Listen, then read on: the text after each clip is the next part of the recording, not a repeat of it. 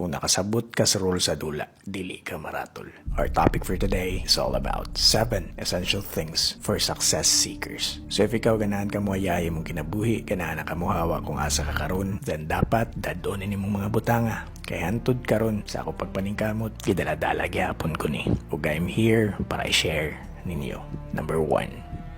Never go broke to impress others. Truth is, if na kay tao nga ganahan nimong paimpreson sa imong kahimtang ron, wala na ilain pa kundi ang imong kaugalingon. Don't fake it. Kaya at the end of the day, ikaw rang magantos. Number 2.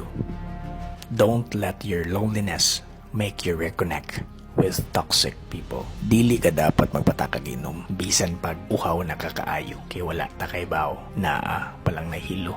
Number 3.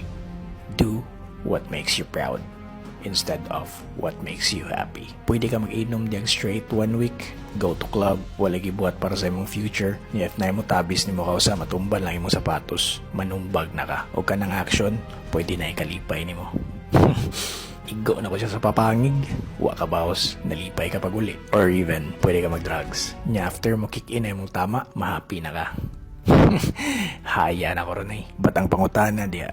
Pag human ni magbuhat atong mga butanga, proud ba ka ato? Number 4. Be careful who you trust.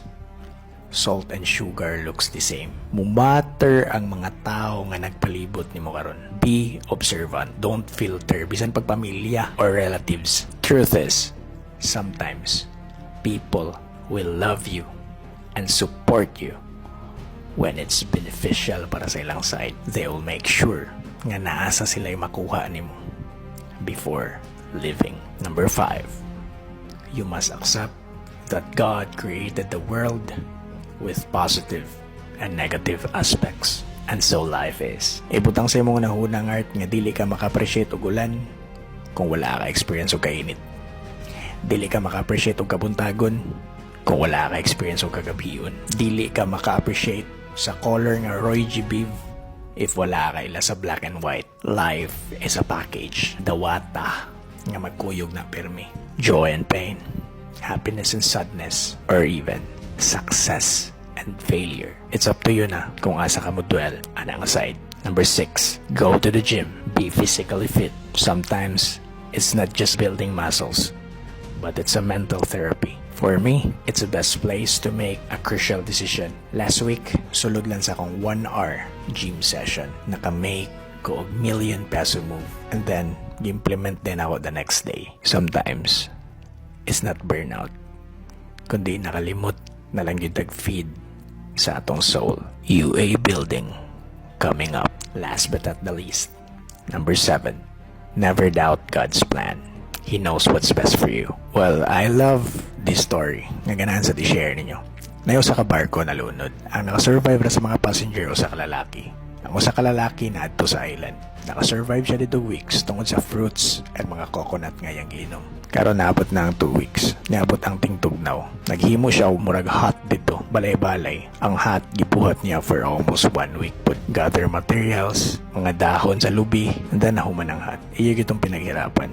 Niabot ang panahon nga grabe na jud katugnaw. So sayang hat sa kilid, ni-decide siya nga magdaog. After niya daog, natulog siya. After 3 hours, nakamata siya kalit. Kaya ang kayo napunta sa hot nga iyang gipaningkamutan og build. Nasunog ang balay-balay nga iyang gibuhat. And then gi-question niya ang Ginoo. Ngano man Lord, nganong ako man, wa kay ayo pagka Ginoo. May tagwa na lang ko nimo gipa-survive. Existing ba ka? Nganong giparusahan mo ko nimo ginanion sa akong sala. Pinaningkamutan ko to build ang hot, pero nganoy mo manggilet nga masunog. Next day, naibarko. Sige, syagit. Oy, na ako dire. Tabang. Kita niyang kapitan. Antod ang barko na dool na sa isla. Ningon siya nga, Kap, nganong kabawan mo na itao dire? Nya kaning isla nga, di migyon ni aptan na no barko. Niya na ang kapitan. Kay kita may pagabi. Nga naay nasunog. Nga hot. Lesson is, tao rata. Dili ta makatungkad kung sa mga plano sa Ginoo para nato. But as long as hugot atong faith niya, salig ta siya mga plano. Tanan niyang ipangbuhat para ni mo ron. Para na sa imong kaayo. And that's our topic for today. Don't forget to thank God every single day. Happy Sunday, mga away.